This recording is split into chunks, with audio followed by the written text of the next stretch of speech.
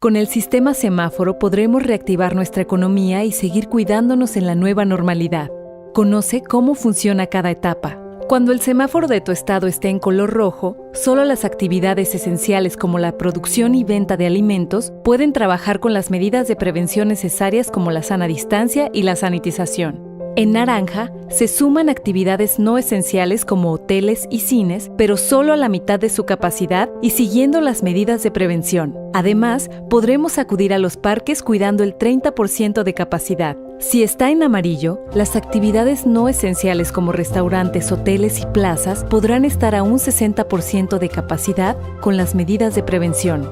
Finalmente, cuando esté en verde se podrá regresar a las clases presenciales, así como a los bares y gimnasios, cuidando las nuevas medidas sanitarias para evitar contagios.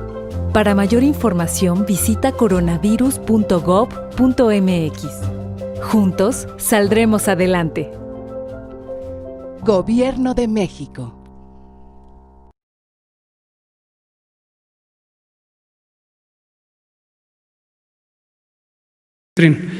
Son las 19 horas del miércoles 29 de julio de 2020. Estamos en el Palacio Nacional, en la Ciudad de México, y vamos a iniciar la conferencia de prensa diaria sobre COVID-19, la pandemia causada por el nuevo coronavirus SARS-CoV-2.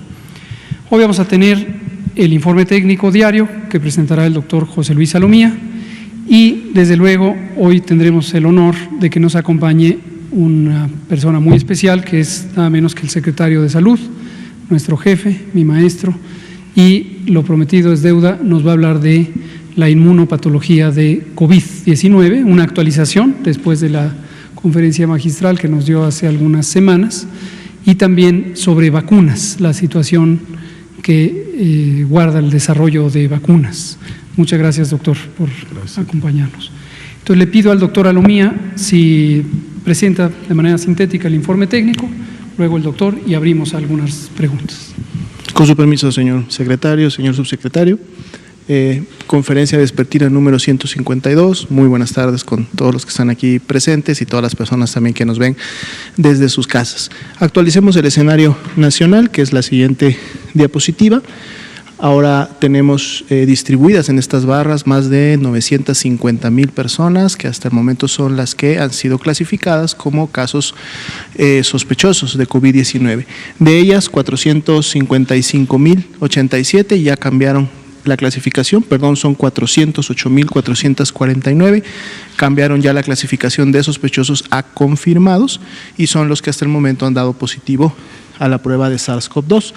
Podemos ver que en las 2 últimas semanas las barras acumuladas están más o menos acercándose a un mismo tamaño, es decir, una misma cantidad de casos que han sido notificados. Sin embargo, cuando vemos todavía los casos que se han confirmado, vemos todavía esta tendencia descendente en las últimas 2 semanas, pero recordemos que tenemos casos aún pendientes de resultado. Por lo tanto, aplicamos el porcentaje de positividad a este grupo, lo sumamos a los que ya están confirmados y obtenemos la gráfica de la siguiente diapositiva, que es precisamente la carga de casos estimados.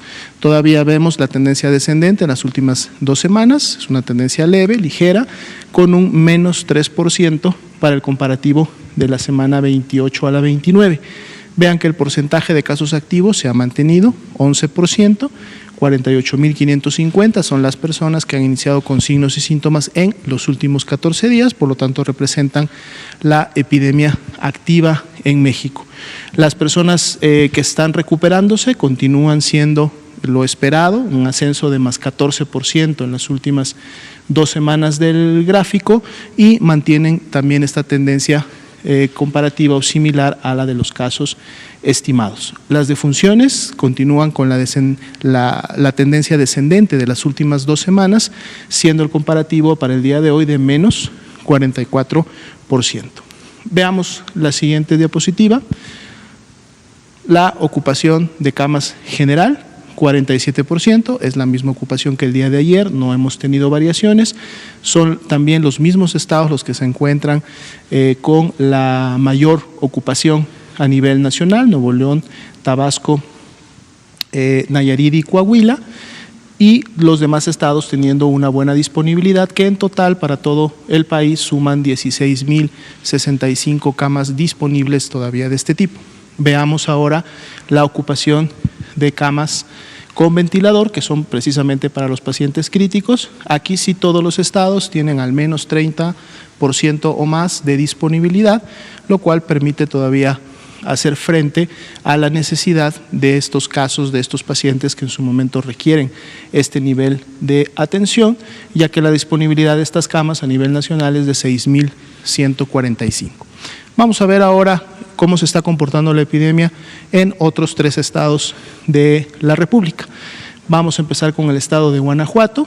Veamos, lógicamente o rápidamente identificamos una tendencia ascendente que más o menos alcanza una especie de meseta en las últimas 3 semanas, un inicio de transmisión un poco tarde en relación a otros estados, 17, semana 18, una transmisión todavía basal, pero ya a partir de la 22-23 empieza esta tendencia ascendente. Veamos en la siguiente diapositiva cómo se comporta la gráfica de casos estimados. Aquí podemos ver precisamente de manera más clara cómo se ha llevado a cabo la transmisión, prácticamente una aceleración, digamos, mediana, una diagonal que se evidenció desde la semana 22 en adelante, con evidencia de desaceleración ya para las últimas 2 semanas. Vean que hay una pendiente importante hasta la semana 27, ya de la 27 a la 28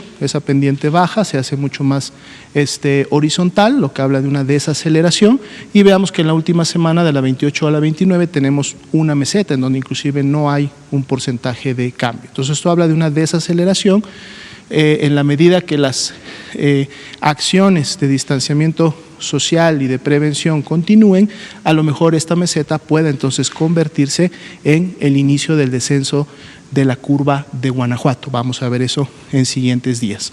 Personas que se están recuperando, más 35%, eso es bueno, siguen la misma tendencia de los casos recuperados, y también una disminución en las defunciones en las 2 últimas semanas, con una diferencial de menos 37%. Los casos activos, y de hecho por eso están representados en esta meseta, es decir, todavía hay una transmisión ahí que se mantiene, es del 18%, que está por encima de la media nacional que hemos visto de casos activos. Veamos los municipios que contribuyen a la epidemia en Guanajuato. Prácticamente notamos, o rápidamente, que por lo menos los 6 municipios aquí representados tienen un comportamiento bastante similar. Unos iniciaron un poco antes, con un poco de mayor intensidad, unos después, pero todos presentan esta tendencia ascendente que vemos en el general del estado.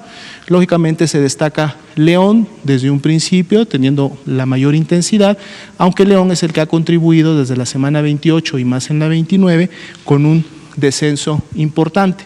En el caso de Silao, Silao mantuvo una tendencia ascendente desde la semana 23, se mantuvo llegando prácticamente a un mismo nivel de transmisión que el caso de León, y también inicia un descenso de la semana 28 a la 29. Un comportamiento similar para Irapuato. Hay que destacar que Salamanca y Celaya mantienen todavía tendencias ascendentes, lo cual en su momento pues es un llamado a las personas que están en estos municipios a poner en práctica las actividades, porque si no, pues esta tendencia puede continuar más allá de la que en el estado se lleve a cabo. Vean cómo la ocupación de camas general está incrementada, es más del 50%, todavía dentro de niveles de seguridad, pero si las tendencias ascendentes se mantienen, esto podría también incrementarse. En el caso de camas con ventilador, sin mayor problema, la ocupación es bastante baja. Veamos la siguiente diapositiva, que es precisamente la animación del estado de Guanajuato. Empiezan con 3 municipios, luego rápidamente duplica la cantidad de municipios, vuelve a bajar en la semana 13, 14, prácticamente una dispersión que se está dando entre el centro y el sur, y a partir de la semana 16, 17 empieza a haber una dispersión mayor para todo el estado, todavía con una intensidad baja. Ya aquí en la 22, 23 empezamos a ver municipios con una intensidad mayor en la transmisión, 25 prácticamente ya todo el estado, se incrementa la intensidad en al menos el 20% de sus municipios, y esta es la 29, vean prácticamente todo el estado, no solamente con presencia de casos, sino también con intensidades en la transmisión importante, y es precisamente donde están ahorita, en esa meseta que está en el pico de la transmisión. Veamos el siguiente estado. Michoacán, igual, inicia una transmisión entre la semana 13-14, toma una tendencia ascendente prácticamente hasta la 25, luego viene un descenso y parece que también la presencia de una meseta. Vamos a ver en la siguiente diapositiva cómo está la curva de casos estimados para verla de manera más clara. Vemos, perfecto. Aquí está, vemos una tendencia ascendente clara que se da desde la semana 16-17, se mantiene activa y llega prácticamente a lo que podría haber significado el primer pico de su curva epidémica alrededor de la semana 25-26, luego viene un descenso, sin embargo ese descenso llega solo hasta la semana 26 y para la semana 27, 28 y 29 prácticamente se forma una nueva meseta que de la 28 a la 29 tiene inclusive una tendencia ascendente ya que es de más 16%. Vamos a ver si esto representa realmente lo que pudiera identificarse como un rebrote o si solamente estamos viendo una ondulación en la meseta que posteriormente podría iniciar con el descenso. Comportamiento de casos recuperados similares y las defunciones sí con una clara tendencia descendente prácticamente ya desde la semana 24 y con menos 52% en las últimas 2 semanas. Vemos que el porcentaje de casos activos está prácticamente en la media nacional, es decir, 11%, y está representada precisamente en esta actividad de la meseta que vemos al final. Veamos los municipios que contribuyen a la curva de Michoacán. Claramente es Lázaro Cárdenas el que inició con la principal intensidad en su transmisión, es la que llega a niveles importantes en su tasa de incidencia en la semana 23, sin embargo ya desde la 24 y hasta la 29 este municipio ha presentado un descenso consistente que habla de un control de la epidemia para este municipio. Sin embargo, este descenso sumado a todos los demás municipios no ha permitido que el estado tenga el descenso, sino que el estado mantenga esta meseta. Otros municipios con menor transmisión, como Apatzingán, como Zitácuaro, el mismo Uruapan y Zamora, presentaron cierta actividad entre las semanas 19 y 24-25, luego tuvieron tendencias descendentes y ahorita están prácticamente en una transmisión basal entre la semana 28 y 29. La ocupación, tanto de camas generales como de camas con ventilador, está bastante holgada, lo que quiere decir que tienen capacidad de respuesta para estos pacientes. Veamos la animación del mapa de Michoacán.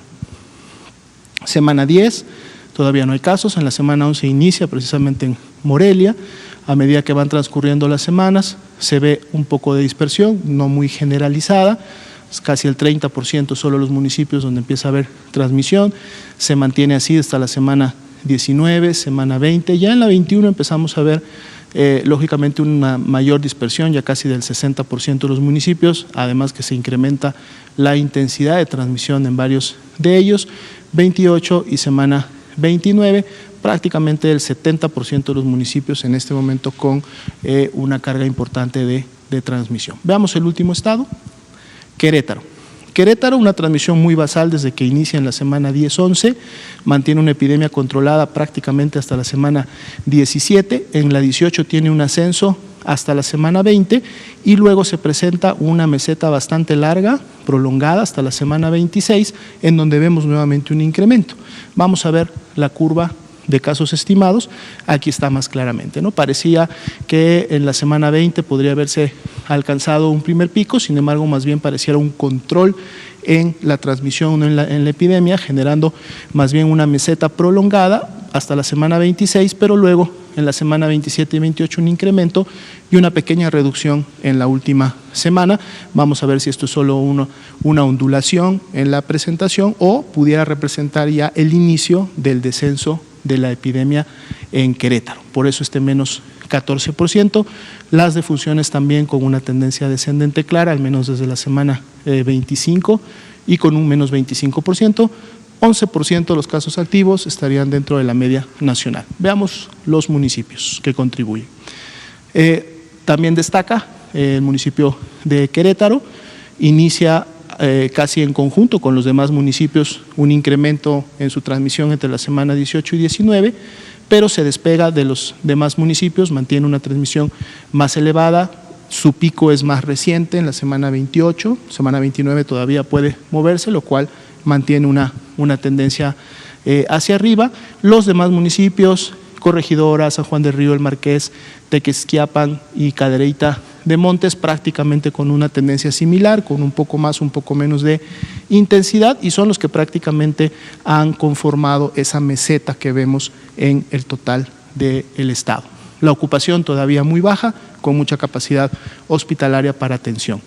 Y finalmente, la última diapositiva, veamos el mapa animado de Querétaro. Ya en la semana 10 tenían el primer caso.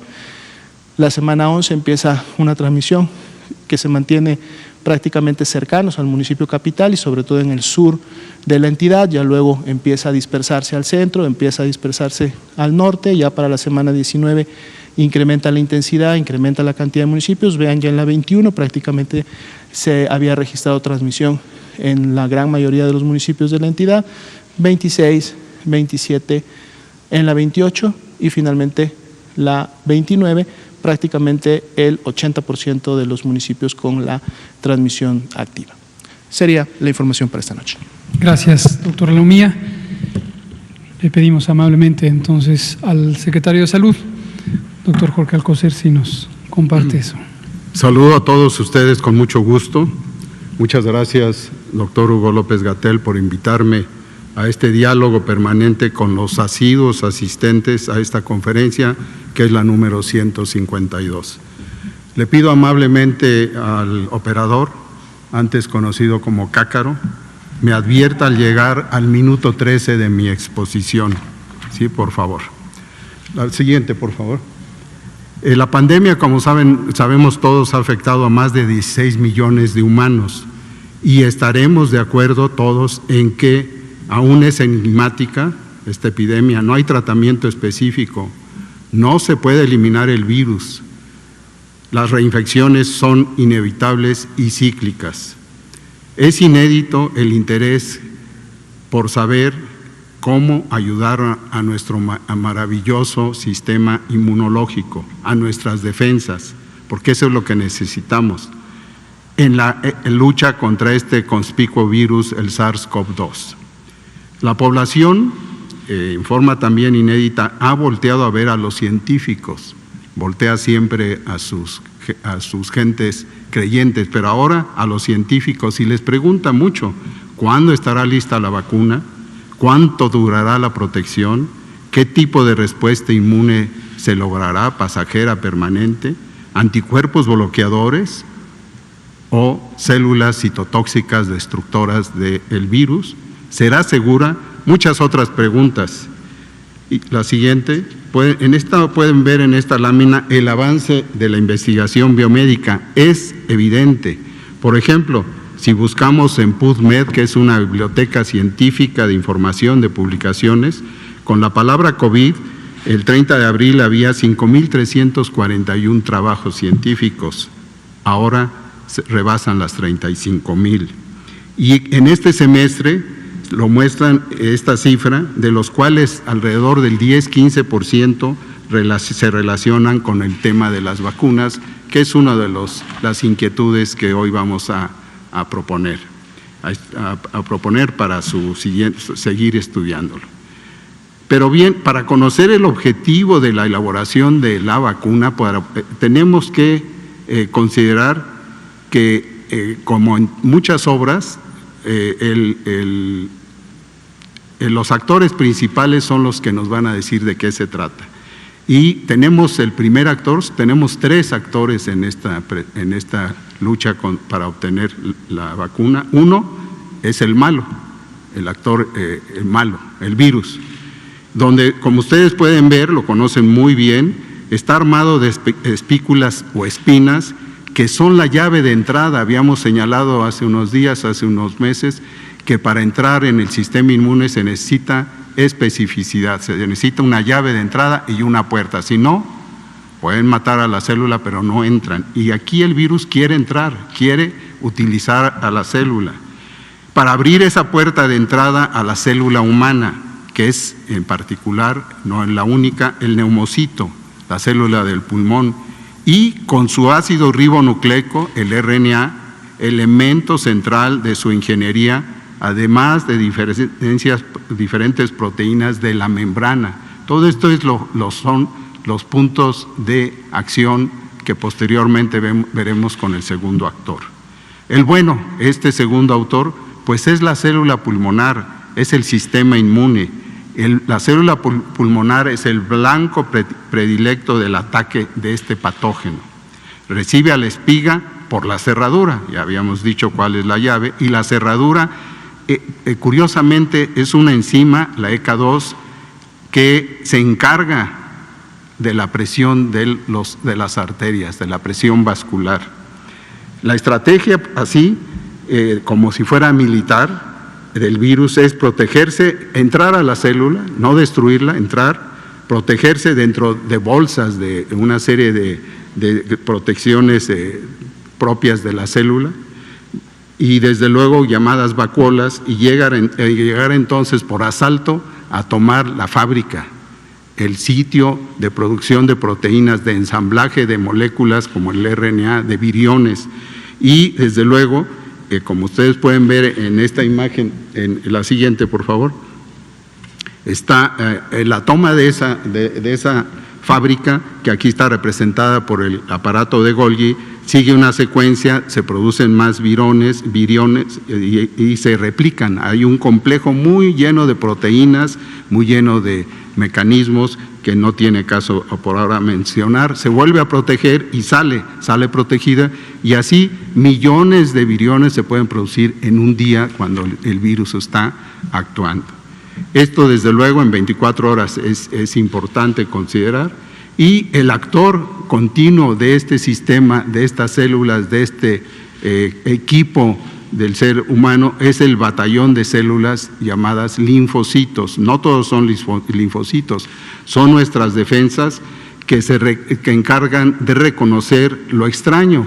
Y abajo a la izquierda ven ustedes que los agentes extraños, patógenos, por decirlo antígenos, en la vida de un individuo de 70 años, en el curso de 70 años de un individuo, se enfrenta a 1 billón de estos patógenos. Y para ello, que la inmunidad de inicio, la innata con la que nacemos, hace un primer enfoque, hace una primera detección de llamada y presenta a ese antígenos, a esas estructuras extrañas, a las células inmunes. Y estas son linfocitos, ya les decía, T se denomina así porque en su evolución provienen del timo y B de la bursa, o sea, del tejido linfoide. Así vamos a considerar que tenemos suficientes 10,000 billones de células T o de moléculas que identifican a las células T para armar toda la respuesta. Y para los anticuerpos 100,000 millones. Aquí ya aparece algo muy notorio. Los anticuerpos, las pruebas rápidas, la IgG, la IgM, pero fíjense, es solo un camino de inicio largo que requiere mucho más atención, pero le estoy señalando lo más relevante. Conocer la inmunidad, la siguiente por favor, es importante para poder entender el desarrollo de una vacuna.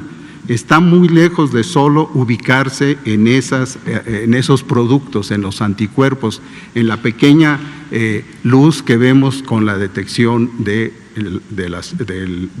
estas moléculas.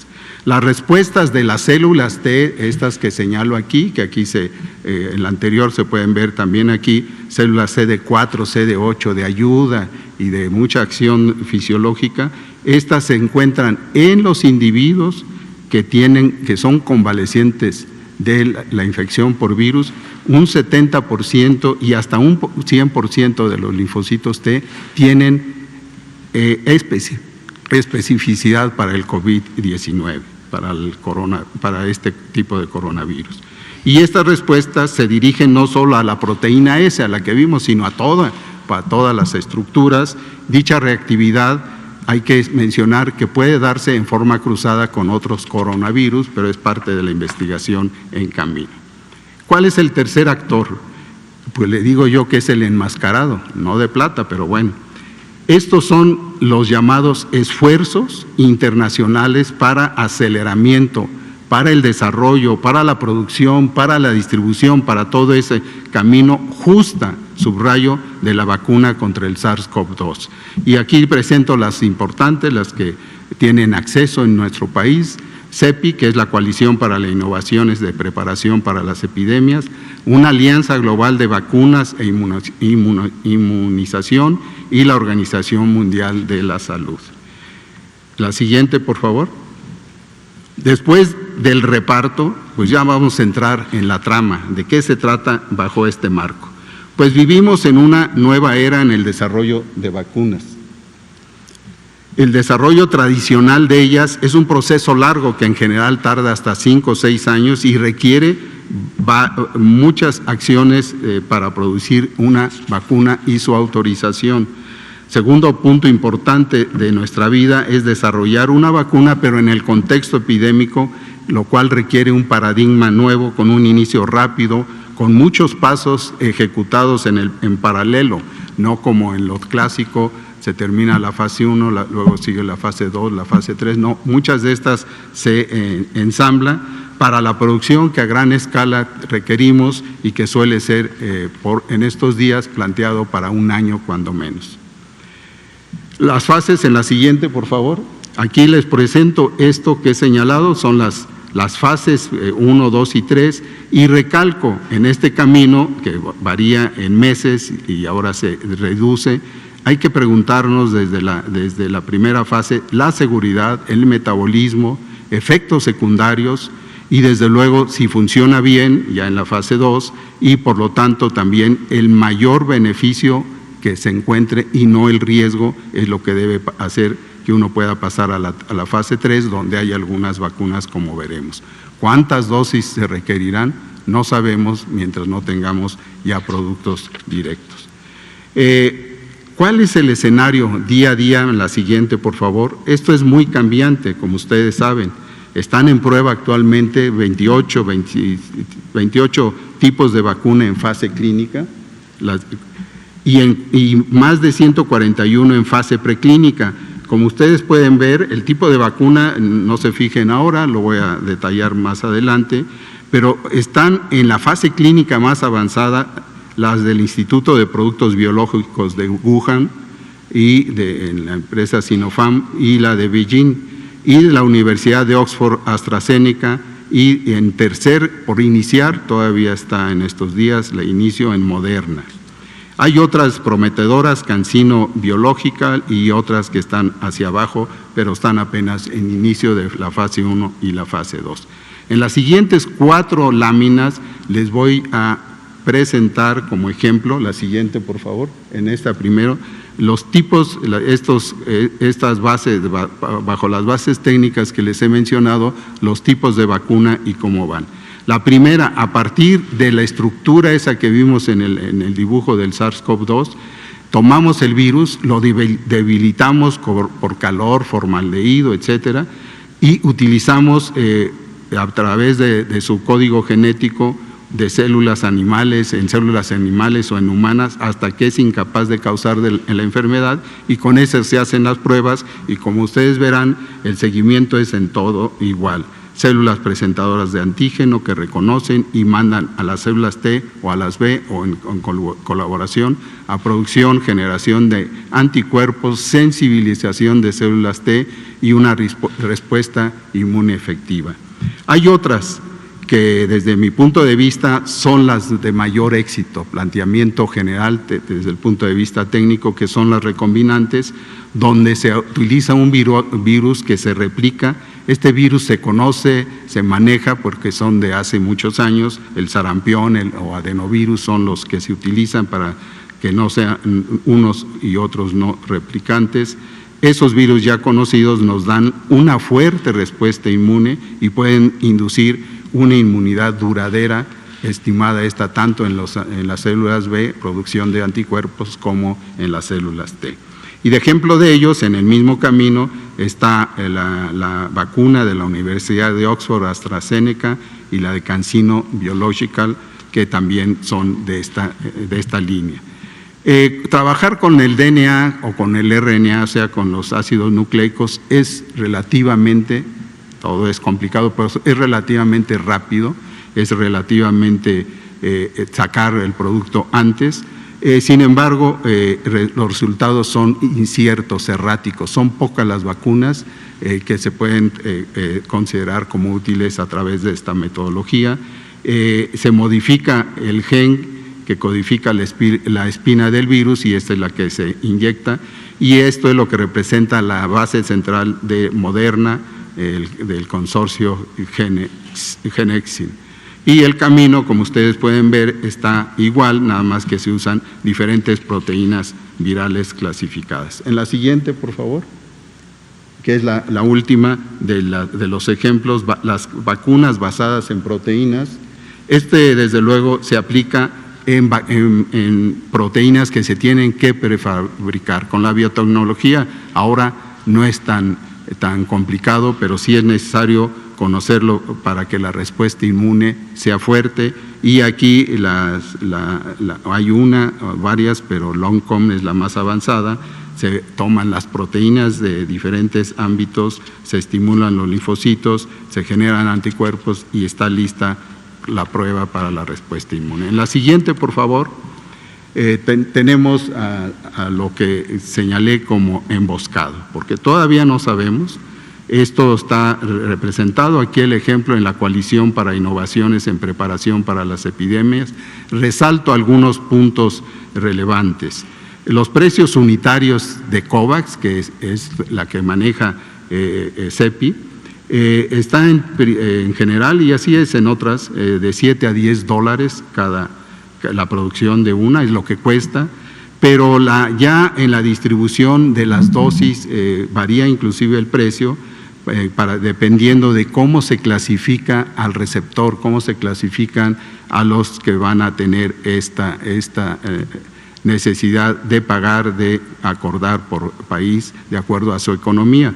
Hay países en renta media y baja que así los clasifican, ahí estaría representado para algunos México, y si no, de renta media alta, y el 50% de la distribución de las dosis se plantea darlo a aquellos países, darle preferencia a los que tienen renta media baja, y desde luego la renta alta a los 30 que tienen mayor capacidad, y de una capacidad, de acuerdo a esta clasificación de media alta, estaría el 20%. Y el precio va acorde con ello, 5, 20 o 35 dólares cada dosis. En la siguiente, por favor, vemos también cómo el portafolio de vacunas financiadas en CEPI consiste en 9 proyectos, incorpora 9 proyectos, donde destaco las que puse en rojo, porque son las que yo considero, la segunda vez que lo digo, es posible que me equivoque o que se equivoquen los que tienen esta opinión, porque las otras también, no por serendipia, sino por posibilidad de frecuencia, las de RNA, las de proteínas pueden dar un buen resultado. Pero estas son las más conducidas por el conocimiento científico y son por el vector viral, la de Estados Unidos, Austria, de Merck, de AstraZeneca, que ya he mencionado, y de la Universidad de Hong Kong. En la siguiente, por favor. El Gavi, la Alianza Global de Vacunas, está a la cabeza del eje de distribución de COVAX, como ya señalé. 13 vacunas integran su portafolio, ahí hay la posibilidad de competir, de apartar o comprar finalmente 13 tipos de vacunas. Están hasta ahora 77 pacientes participando, 10,000 millones de dólares son lo que ellos consideran que gastan para poder llegar a la manufactura adelantada, y con 2,000 millones de dosis que buscan adquirir, que para algunos es suficiente para cubrir la demanda mundial, para otros requiere hasta 300 millones, 3,000 millones, pero esto está discutible y desde luego está de acuerdo a la necesidad de saber si es lo suficientemente potente. En la siguiente, por favor, y no me han llamado, pero pues ya ¿Se durmió mi cácaro? Bueno. En la Organización Mundial de la Salud se encarga, además de darle seguimiento a otro, en una meta inicial, cubrir el 20% de la población en cada país con prioridad en los siguientes grupos: en los trabajadores del sector salud, de seguridad social, en los adultos mayores de 65 años y en adultos con comorbilidades. Como ustedes saben, pues nosotros tendríamos con un 20% de la población, tal vez nos falte cubrir esto, porque sí necesitaríamos aumentarlo. Bien, la siguiente y última, por favor. ¿Qué podemos concluir de este thriller? Pues en primer lugar que se necesita y se recomienda y se vigilará un riguroso monitoreo de seguridad en los ensayos clínicos de vacunas y medicamentos. No por estar en la epidemia, no por tener prisa, vamos a descuidar eso, seguridad y eficacia.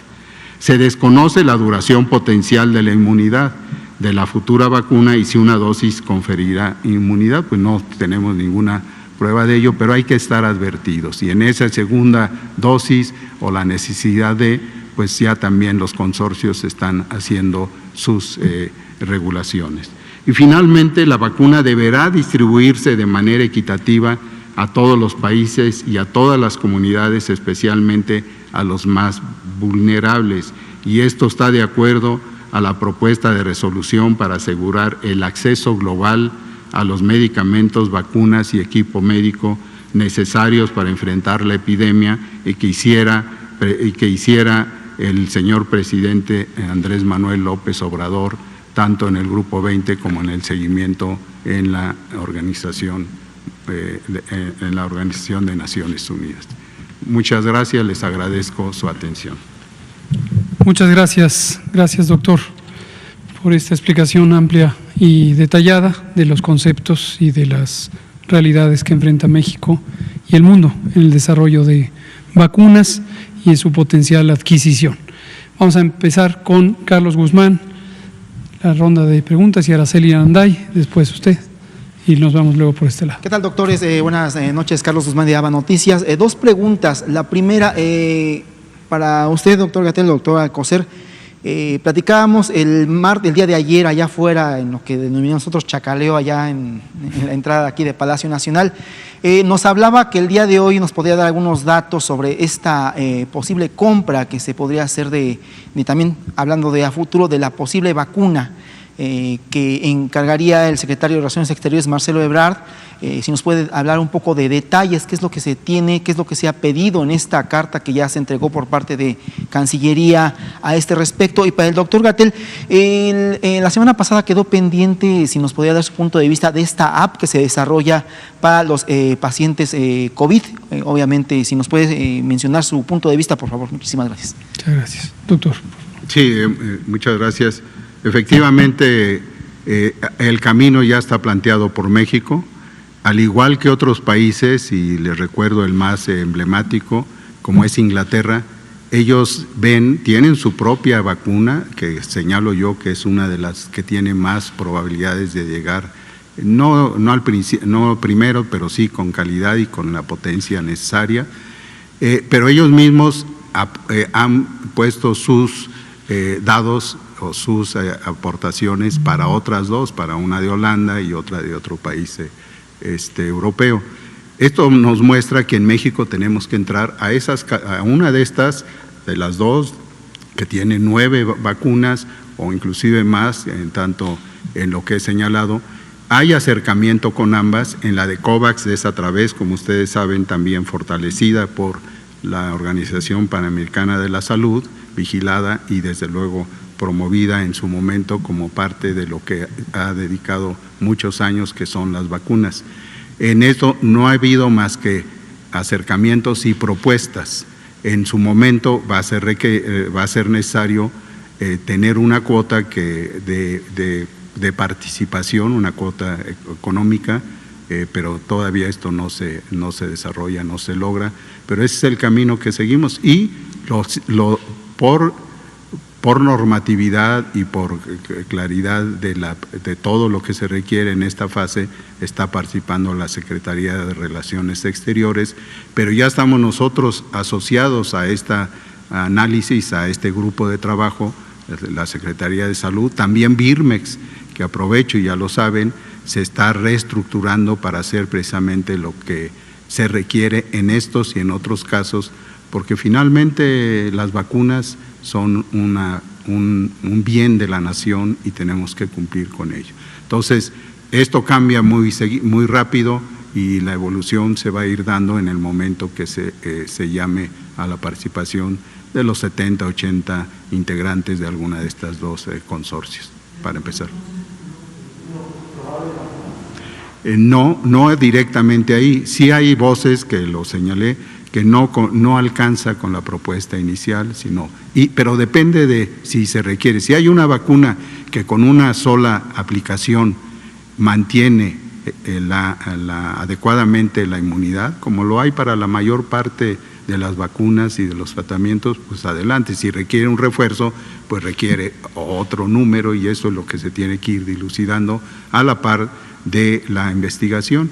Y efectivamente en México también tenemos potencial de investigación participativa como es CONACYT y desde luego las universidades, la Universidad Nacional de México y varias universidades que oyeron ustedes que en CEPI están participando inclusive por recibir un apoyo económico para impulsar un proyecto en México, pero en los PRONACES de CONACYT ya hay varias y desde antes varios caminos de producción de vacunas con el mismo elemento técnico que al cambiar el virus, como lo señalé, al darle otra molécula acompañante y conocimiento de otro virus, pues se facilita más rápido y México tiene esa biotecnología de primera.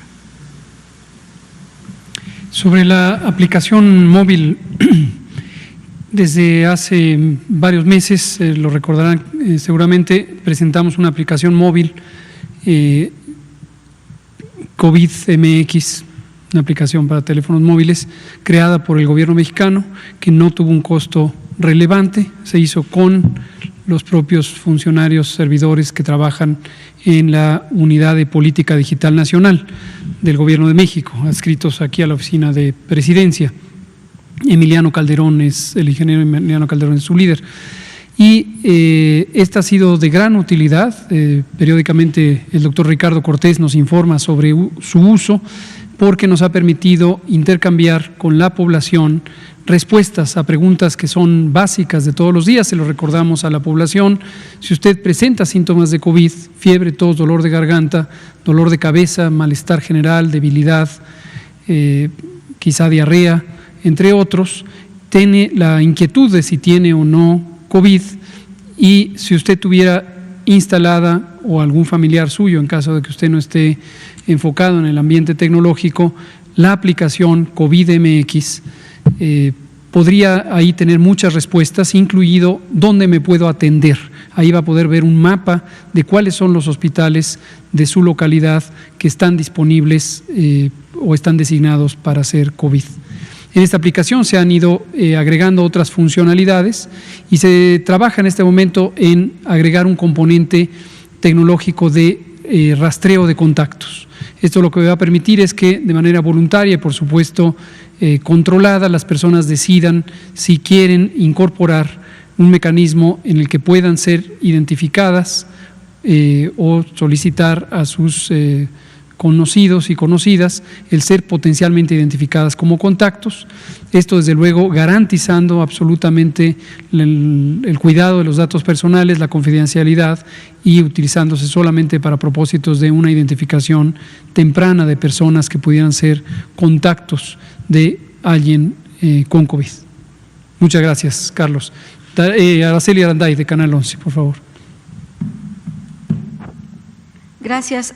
Preguntarle, doctor Alcocer, independientemente de que no se sepa la cantidad de biológicos que se tiene que comprar, si tomamos en cuenta que el precio unitario va de $7 a $10, ¿el gobierno mexicano tiene los recursos para comprar la vacuna?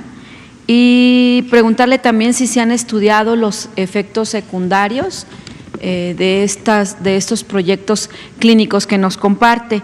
Y una tercera, si me lo permite, se acaba de aprobar la reforma a la ley de adquisiciones. bueno, va a pasar a Senado, pero se acaba de aprobar.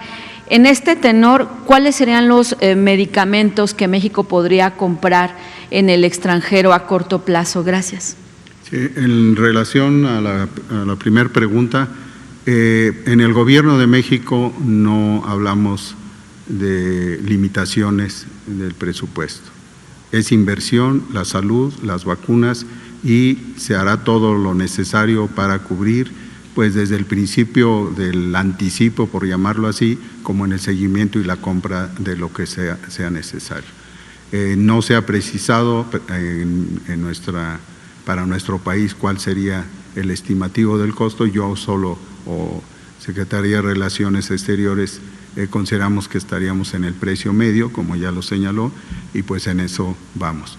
¿Qué va a hacerse con lo que se está acordando en el cuerpo legislativo y que después pasará al Senado? Pues poder comprar los medicamentos para el 2021, todos los que se requieran, y esto incluye hasta vacunas y desde luego medicamentos de todo lo que marca en la actualidad la necesidad, que ya está estudiada, ya tenemos esa información, y en el momento que sea ya necesario se envía a la UNOPS, que por cierto el viernes vamos a tener la firma del convenio, y desde luego insertado esto con el apoyo de la OPS, y todo conducido a través de la participación de la ONU. ¿Sí? No, fíjese, sí hay no es en humanos, pero sí en primates. La de AstraZeneca ya ha sido probado y no tiene efectos colaterales, que son muy importantes, como yo lo señalé. Las otras fases ya están en desarrollo, los otros tres vacunas, 3 protocolos avanzados en individuos sanos, jóvenes. Se abrió, pero todavía los resultados no se han puesto por ninguna de ellas en público para conocer su continuum dentro de esa fase 3 o fase 2 y con parte de la 3. Eso es lo que se necesita hacer, cumplir con un número determinado de pruebas, una evaluación, y desde luego este protocolo es como todos los que se siguen en la investigación con ética y con responsabilidad. Pero pienso yo que en semanas vamos a tener eso. Muchas gracias. Usted, y nos vamos acá de este lado con el colega. Sí, buenas noches. Juan Carlos Machado, reportero. Secretario, ¿no estima usted que puede, siendo una situación totalmente atípica y hasta parece de película, que se pueda romper este pacto en la distribución de las vacunas? Ya sabemos que Inglaterra, Estados Unidos, etcétera, son otros que han ya estado dando dinero a laboratorios, no estoy diciendo que sea malo, pero lo están dando para ir apartando, si se puede decir, los primeros factibles lotes de las vacunas. ¿Esto estima usted que puede provocar un problema diplomático y pues ahora sí que hasta un mercado selectivo de las vacunas en primera instancia cuando ya se tenga aprobado? Siendo México que pues México está respetando las reglas y fue de los primeros en pedir que hubiera reglas claras, pero bueno, pues hay otros que ya están ahora sí que dando dinero por anticipo. Y no sé si usted o el doctor Gatell pudiera darme su punto de vista sobre el sector salud, si bien no es una mercancía, pero tendría algunos beneficios con el nuevo TEMEC, intercambio de conocimientos con hospitales y universidades estadounidenses y canadienses para fortalecer los sistemas de salud de nuestro país, tanto los profesionales, intercambio de, pues ahora sí que médicos de allá para acá y de aquí para allá. O sea, si pudieran también comentarme en ese aspecto, por favor. Gracias.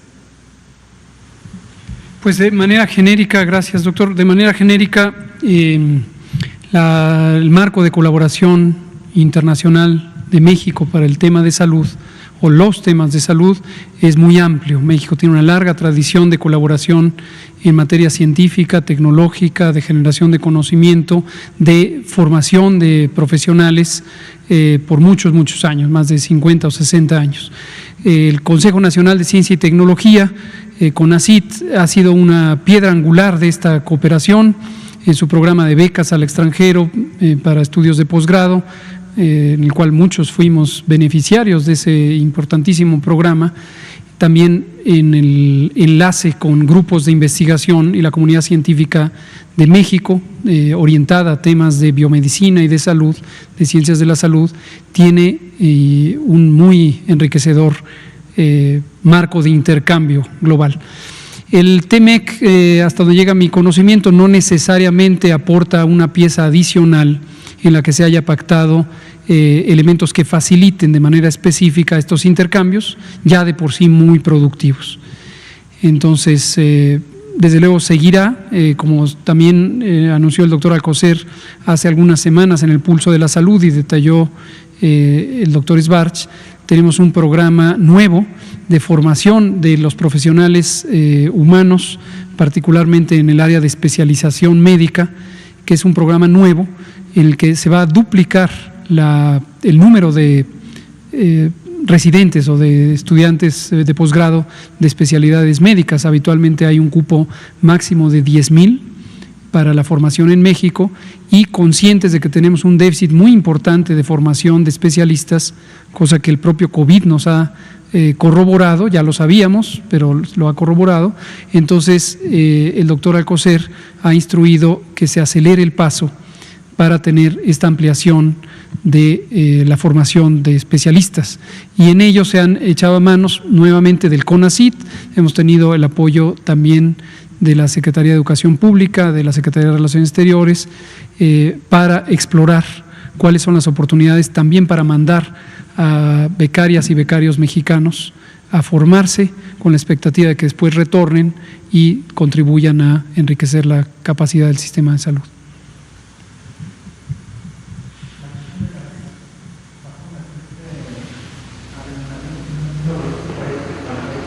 Ya. Sí, eso, yo soy muy optimista. Yo creo en el ser humano, sé que se vuelve en algunos momentos ríspido, y sí sé que también hay intereses diferentes a lo que es la esencia de la salud. Pero la amplitud con lo que se está manejando, si fueran 1 o 2, pero son decenas de países que participan en eso, y ahí es donde toma valor México en su historia y en su actualidad, que ha sido tratado y seguirá tratando, respetado, y en eso hay precisamente el cobijo de estos consorcios para poder nosotros estar seguros de que si tenemos las dosis de inicio aseguradas, como lo está vigilando también la OMS, pues vamos a tener éxito, y por lo tanto vamos a caminar con mayor tranquilidad, sin todavía, desde luego, asegurar que esto cubra todo el tiempo. Vamos a requerir un par de años al menos de prueba y desde luego de evaluación de estos recursos para reforzar nuestro sistema inmune. Pero hay otras cosas, el sistema inmune también se refuerza, y vamos a pronto a ver cómo la nutrición también influye en esto, para que no solo tengamos a un lado o una disminución de las enfermedades crónicas, sino también de la fortaleza de nuestro organismo. Gracias, doctor. Liliana Noble, de Pulso Saludable. Y después usted, compañero. Buenas noches, doctores. Buenas noches, doctor Alcocer. Liliana Noble, de Pulso Saludable. Tengo una sola pregunta. Quisiera saber si estas vacunas, ¿cuál es el virus o la cepa que están contemplando? Porque se habla en los estudios de varias universidades que existen varias cepas y que algunas son más agresivas que otras. ¿Se conoce cuáles tendrán el compuesto estas vacunas? Gracias. Sí, precisamente se ha trabajado, y esa es una muestra de lo urgente que es, con las más virulentas, los que tienen mayor. Se ha probado esto desde antes, porque esto sí se puede hacer a la par de otros coronavirus, y se tienen los recursos para tener esa experiencia, y se está trabajando con eso. Y esto es bueno, porque lo que yo señalo que en el pasado el hacerlo, repito y muy rápidamente, solo con el ácido nucleico y con eso buscar el estímulo, esto no es suficiente, requiere de otro apoyo molecular, pero aquí lo están haciendo así, por eso van bien. Muchas gracias. Usted, por favor, coneja. Doctor Gatell, doctor Alcocer, doctora Lomía, buenas noches. Antes de hacerle mi pregunta, quería pedirle un favor. La semana pasada, que el presidente estuvo hablando de que el cubrebocas no tenía base científica como un apoyo en este asunto de la epidemia, la verdad es que me sorprendí y busqué en internet pues, un apoyo y traigo aquí 4 estudios impresos. Quería ver si usted y el secretario me pueden hacer favor de leerlos y en su caso comunicarle el contenido al señor presidente.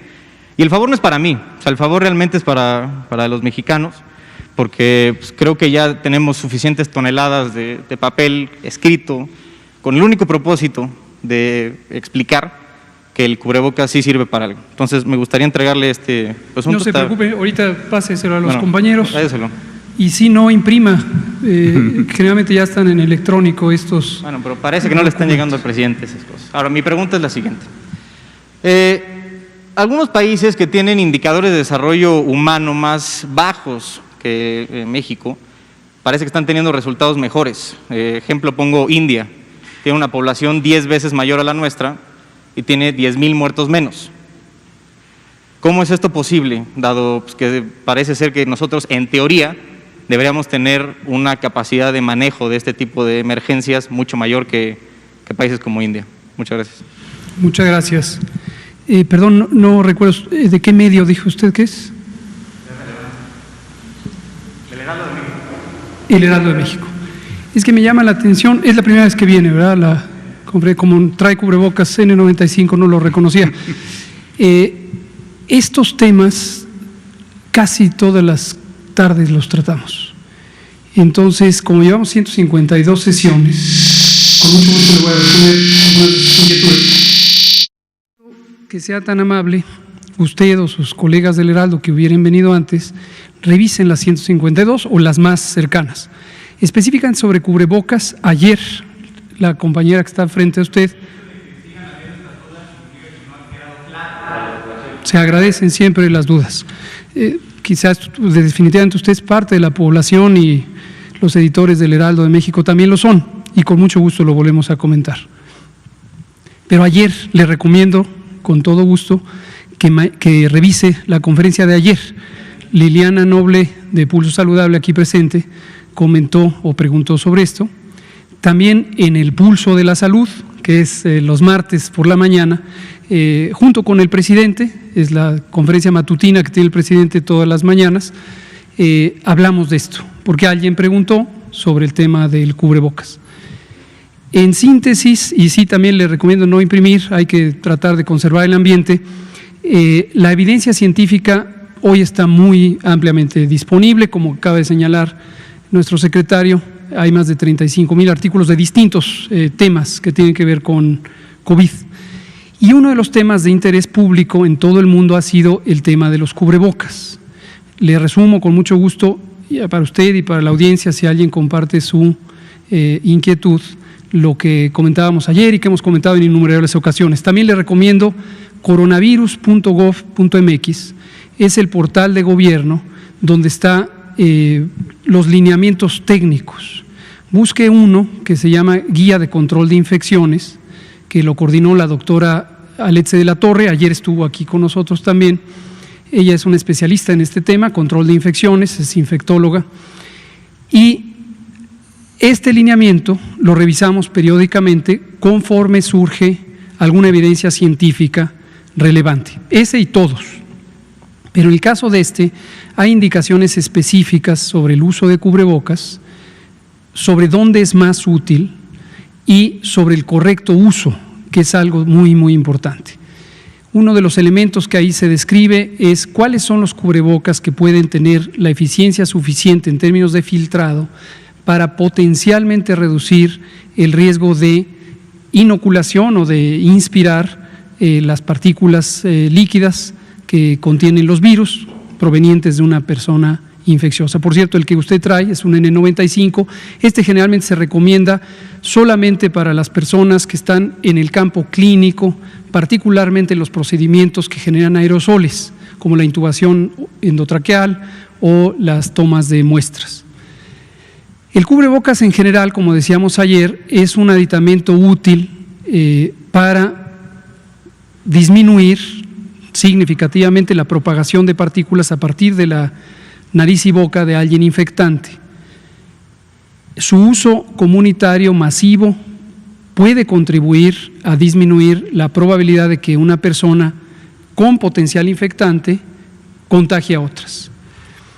Y hay un elemento que es crucial, y es donde la evidencia científica tiene todavía un área muy grande de imprecisión o de ausencia de evidencia, entre otras razones porque resulta muy complicado generar evidencia útil al respecto, y es el uso correcto versus el uso no correcto. Hay un artículo muy importante en este sentido, con suerte es uno de los que usted ya imprimió, que se publicó en la revista Lancet hace 3 semanas. Está basado en un método de generación del conocimiento, que es la modelación matemática, y en términos gruesos la conclusión es que si prácticamente toda la población usara consistentemente el cubrebocas todo el tiempo, eso, aunado a otras medidas, la sana distancia, lavarse las manos, quedarse en casa si se tienen síntomas, podría contribuir a una reducción, ahí consideran alrededor de unas 3 decenas porcentuales del riesgo de propagación. Entonces, en suma, y es lo que decíamos ayer, por eso le recomiendo ver tanto la conferencia en la mañana como la de la tarde, el Gobierno de México ha recomendado el cubrebocas, no de ahorita, desde el inicio. Vea las guías desde el inicio de la epidemia. Y eso sigue vigente. Ayer aquí mismo yo me puse un cubrebocas para ilustrarlo, y recomendamos el uso de cubrebocas. Puede ser un elemento que junto con otras medidas contribuya, y no descuidemos tampoco las otras medidas. Muchas gracias. Son las 20 horas, le agradecemos muchísimo al doctor Alcocer, secretario de Salud y maestro de muchas generaciones. Muchas gracias, doctor. Bueno, gracias a ustedes. Buenas noches. Buenas Muchas noches. gracias.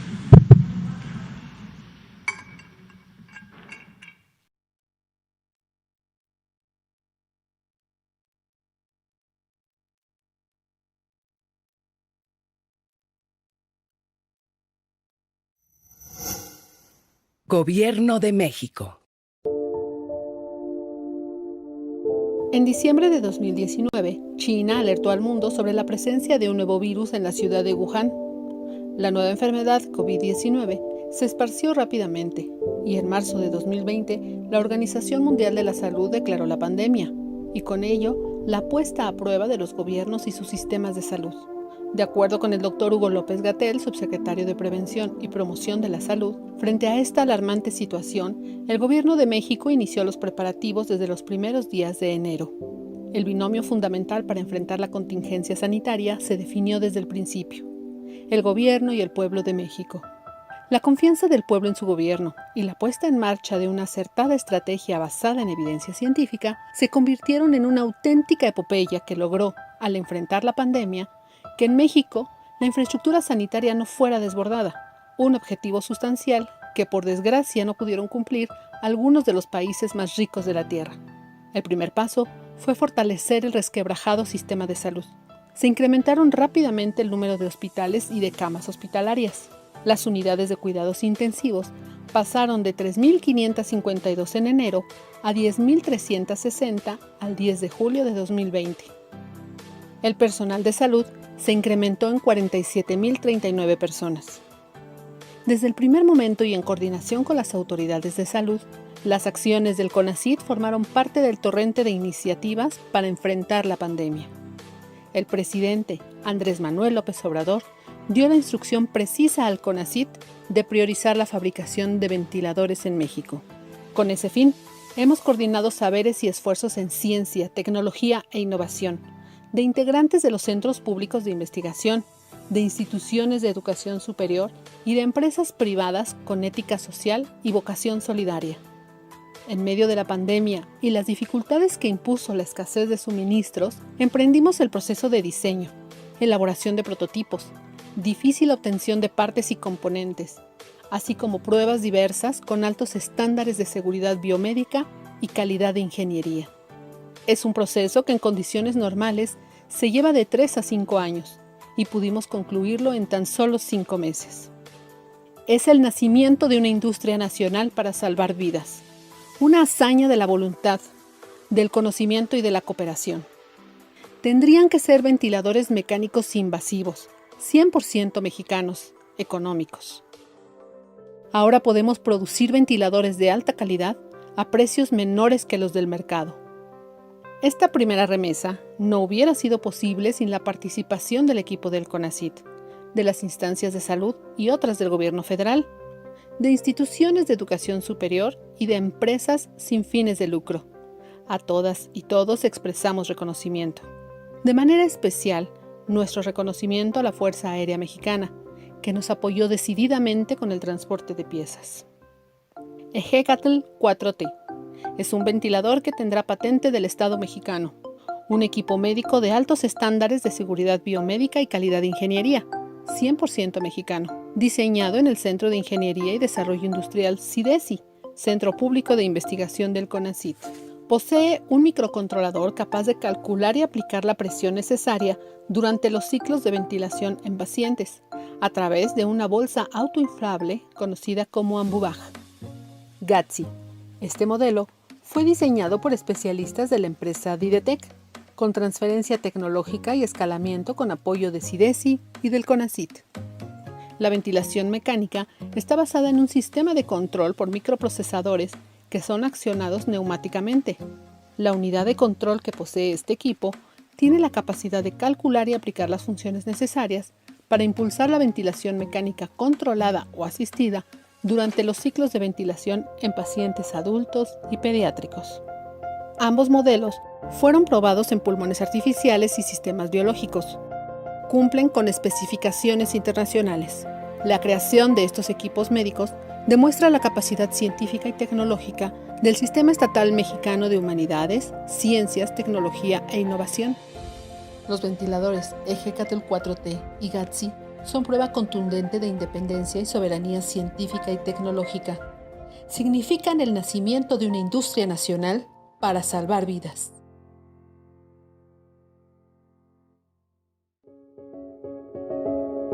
CONACYT, Ciencia por México. Gobierno de México.